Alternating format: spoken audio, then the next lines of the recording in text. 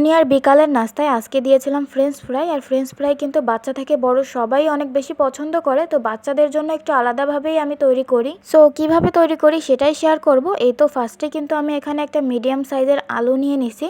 আলুটাকে একটু পাতলা পাতলা স্লাইস করে আগে গোল গোল করে কেটে নিব। দেন আমরা যেভাবে বড়রা ফ্রেঞ্চ ফ্রাই বানিয়ে খাই সেই শেপেই দিয়ে দিব। জাস্ট এখানে তেলের পরিবর্তে আমি ঘি দিয়ে ভেজে দিব, এইটাই হচ্ছে পার্থক্য। আর এখানে কোনো প্রকার আমি ঝাল অ্যাড করব না।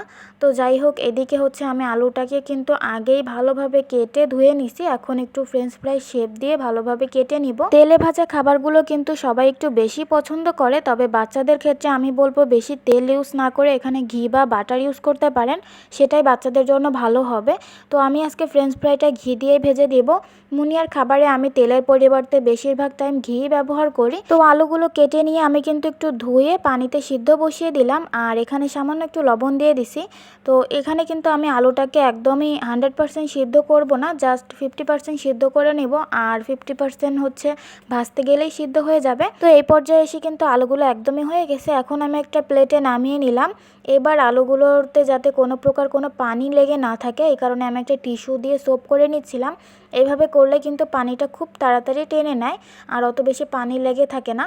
তো এবার আমি এখানে সামান্য পরিমাণ একটু লবণ দিয়ে দিচ্ছি। আপনার বাচ্চা যদি ঝাল খেতে পছন্দ করে তবে এখানে একটু ঝালও দিতে পারেন, তবে আমি আজকে কোনো ঝাল দিব না। এখানে কিন্তু আমি পরিমাণ মতো একটু ময়দা দিয়ে দিছি, আর কিছুই দিব না। জাস্ট একটু কালার হওয়ার জন্য আমি অল্প একটুখানি হলুদ দিয়ে দেবো। হলুদটা অপশনাল, আপনারা চাইলে স্কিপ করতে পারেন। তো এখানে হলুদটাকে দিয়ে ভালোভাবে আমি একটু হাতের সাহায্যে মেখে নিচ্ছিলাম। মেখে নিয়ে এবার ঘি দিয়ে জাস্ট ভেজে নিলেই হয়ে যাবে। তো প্যানের মধ্যে কিন্তু আমি এখন পরিমাণ মতো একটু ঘি দিয়ে দিব।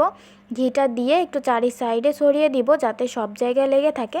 তারপরে ঘিটা গরম হয়ে আসলে আমি এখানে কেটে রাখা আলুগুলো ভালোভাবে একটু মেলে একবারেই দিয়ে দিব, যেহেতু অল্প কিছু আলু, বেশি না। তো সবগুলো দিয়ে আমি অল্প আঁচে কিছুক্ষণ ভেজে নিলেই কিন্তু হয়ে যাবে, যেহেতু এটা আগে থেকে 50% সিদ্ধ হওয়া ছিল, যার কারণে ভাজতে আর অত বেশি সময় লাগবে না। তো এবার কিন্তু আমি ফ্রেঞ্চ ফ্রাইগুলো একটা বাটিতে উঠিয়ে নিব। একদমই রেডি হয়ে গেছে। চাইলে কিন্তু বাচ্চাদের স্ন্যাক্স হিসেবে বিকালের নাস্তায় এটা দিতে পারেন। বাচ্চারা খুবই মজা করে খাবে, আর আলু তো বাচ্চাদের জন্য খুবই হেলদি একটা নাস্তা। আলু দিয়ে এরকম মজা করে নাস্তা কিন্তু তৈরি করে দিতে পারেন। আমার মেয়ে মাশাআল্লাহ এই ফ্রেঞ্চ ফ্রাইটা অনেক বেশি পছন্দ করে। এই নাস্তার সঙ্গে আমি একটু সস দিয়ে নিচ্ছিলাম, আর এই সসটা বাসায় তৈরি করা, এই কারণেই আমি দিয়েছি। তবে আমার মেয়ে সসটা অত বেশি পছন্দ করেনি।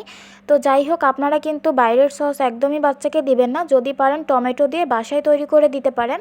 দুষ্টু বুড়ি যেটাই খাক না কেন আগে মাকে দিবে, তারপরে নিজে খাবে। মাশাআল্লাহ, সবাই কিন্তু মাশাআল্লাহ বলে দিবেন। আর আপনারাও চাইলে বাচ্চাদের জন্য এই নাস্তাটি ট্রাই করে দেখতে পারেন। ইনশাআল্লাহ বাচ্চারা অনেক বেশি মজা করে খাবে।